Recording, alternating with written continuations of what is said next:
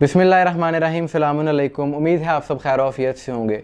सूरह अल हुजरात की आयत नंबर 6 में इरशाद रब्बुल इज़्ज़त है, या अय्युहल्लज़ीना आमनु इन जाअकुम फासिकुम बिनबइन फतबय्यनु अन तुसीबू कौमम बिजहालतिन फतुस्बिहू अला मा फ़अलतुम नादिमीन। इरशाद रब्बुल इज़्ज़त है कि ए ईमान वालो, अगर कोई फासिक तुम्हारे पास कोई ख़बर लाए तो तहकीक कर लिया करो, कहीं ऐसा ना हो कि तुम किसी कौम को लाइल्मी में नुकसान पहुँचा दो और फिर अपने किए पर पछताओ। तो अगर पाकिस्तान में मौलवी अपनी मसाजिद में कुरान की आयत की तालीम लोगों को देते तो पाकिस्तान में दर्जनों ऐसे वाक़यात ना होते, ऐसे सानहात ना होते कि जिनकी वजह से आलमी सतह पर पाकिस्तान को शर्मिंदगी का सामना करना पड़ा। ख्वाह वो सियालकोट में श्रीलंकन शहरी के साथ होने वाला वाक़या हो, या मशाल खान केस हो, या हाल ही में मर्दान में होने वाला एक सानहा हो, जब भी ऐसे वाक़यात होते हैं, ऐसे दर्जनों वाक़यात हैं। और जब 90% केसेस में ये होता है कि जब भी तहकीकात होती हैं पता ये चलता है कि दुश्मनी ज़ाती नौइयत की होती है, और वो दुश्मनी निकालने के लिए एक इल्ज़ाम लगा दिया जाता है तौहीन का, और लोग बग़ैर तस्दीक किए उस शख्स की बात मानते हैं और हजूम मुश्तइल होता है। और एक शख्स को ये रवैया है जिसको बदलने की ज़रूरत है। ये कुरान के भी मुनाफी है, इस्लाम के भी मुनाफी है। और हम सबसे पहले इस वीडियो में बहसीयत मुसलमान, बहसीयत पाकिस्तानी, जड़ांवाला में होने वाले उस वाक़े की मज़म्मत करते हैं। और मज़म्मत इसलिए करते हैं कि 4 मसीही बरादरी की इबादत गाहों को गया, उनके घरों को लगाई गई कि जब स्वीडन में कुरान की बेहुरमती हुई तो मसीही बरादरी के बहुत बड़े आलम पोप फ्रांसिस ने उस बात की मज़म्मत की थी और कहा था कि कोई भी मुक़द्दस किताब हो उसका एहतराम हम सब पर वाजिब है। ऑन दी रिकॉर्ड ये बात है। लेकिन जो जड़ांवाला में कुछ इंतहा पसंद लोगों ने किया, ये नाकाबिल कबूल है कि रहमत दो आलम सरकार मोहम्मद मुस्तफ़ा सल्लल्लाहु अलैहि वसल्लम का जो पैगाम है, उन्होंने दिल मिलाने की बात की है, घर जलाने की बात नहीं की। कि कहा गया कि वहाँ पर जड़ांवाला में पहले कुरान की बेहुरमती की गई, हम उस बात की भी भरपूर मज़म्मत करते हैं। और अगर ये वाक़या साबित होता है तो उसको सख्त से सख्त सज़ा मिलनी चाहिए।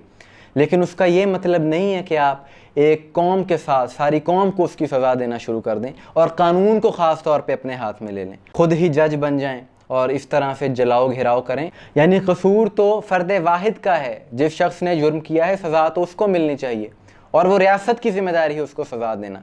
इस तरह से अगर लोग ही जत्थे की सूरत में जलाओ गिराव करेंगे तो ये सूरत काबिल कबूल नहीं है और ऐसी शिद्दत पसंदाना सोच के ख़िलाफ़ कार्रवाई होनी चाहिए।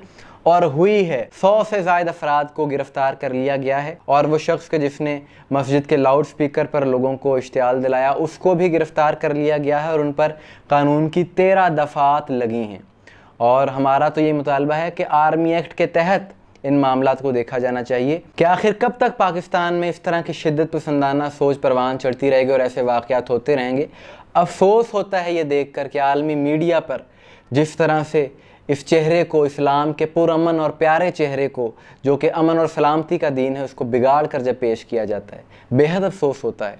लेकिन पाकिस्तान की अगर तारीख़ उठा कर देख लीजिए, तारीख़ गवाह है कि जब भी कोई ऐसे वाक़यात हुए हैं, कभी भी उनमें शिया ने हैदर करार, इमाम जाफ़र सादिक़ अलैहिस्सलाम के पैरोकार, कभी भी ऐसे वाक़यात में मुलव्विस नहीं रहे, बल्कि हमने हमेशा इस सोच की नफ़ी की है कि जो बग़ैर तस्दीक के हजूम इकट्ठा हो जाता है और ऐसे इंतहा पसंदी के वाक़यात होते हैं कि कानून को किसी सूरत अपने हाथ में नहीं लिया जा सकता। अगर किसी ने कोई ऐसी हरकत की है तो ये रियासत की ज़िम्मेदारी है कि उसको कानूनी तौर पर गिरफ्त में लाया जाए, क्योंकि इस तरह से फिर जंगल का कानून होगा, जो जिसका दिल चाहेगा किसी पर तौहीन का इल्ज़ाम लगाएगा और बस इस तरह के मामलात होते रहेंगे। और पाकिस्तान के उलमा को भी चाहिए कि अपने लोगों को एजुकेट करें, इस बारे में बताएं कि अगर कोई ऐसी आप ख़बर सुने तो पहले तो उसकी तस्दीक करें और जब तस्दीक हो जाती है तो फिर कानून के बाजू बने। रियासती इदारे किस लिए हैं? अगर ये काम आपने ही करना है तो फिर रियासती इदारों का क्या काम है? ये काम उनका है सज़ा देना, किसी को छोड़ना। ये रियासती इदारों का काम है, ना कि कुछ लोगों का। आप किस बारे में क्या राय है कमेंट्स में ज़रूर बताइएगा। दुआ में याद रखिएगा। अस्सलाम वालेकुम व रहमतुल्लाह।